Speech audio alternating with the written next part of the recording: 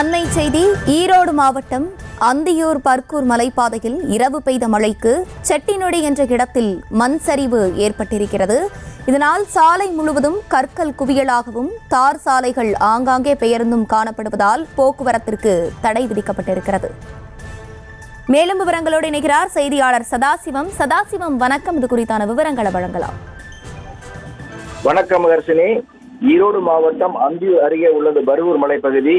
இப்பகுதியில் நேற்று நள்ளிரவு கனமழை பெய்துள்ளது.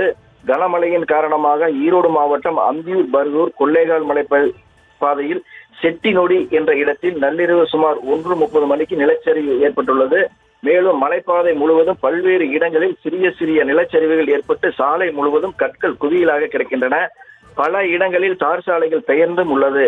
இதன் காரணமாக தற்போது தமிழகத்திலிருந்து பர்கூர் மலை வழியாக கர்நாடக மாநிலம் செல்லும் போக்குவரத்து முழுமையாக நிறுத்தப்பட்டுள்ளது.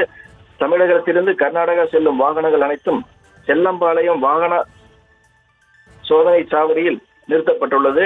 அதேபோல் கர்நாடக மாநிலத்திலிருந்து தமிழகம் வரும் வாகனங்கள் பர்கூர் காவல் சோதனை சாவடியில் நிறுத்தப்பட்டுள்ளன. போக்குவரத்து சரி செய்யும் பணியில் வனத்துறையினர் மற்றும் நெடுஞ்சாலைத்துறையினர் ஜேசிபி இயந்திரங்களை கொண்டு நிலச்சரிவு ஏற்பட்ட இடங்களை மண்களை அகற்றும் பணியில் ஈடுபட்டு வருகின்றனர். ஹர்ஷினி, விவரங்களை வழங்கியமைக்கு நன்றி சதாசிவம். செய்திகளை உடனுக்குடனும் துல்லியமாகவும் தெரிந்து கொள்ள சப்ஸ்கிரைப் பண்ணுங்க.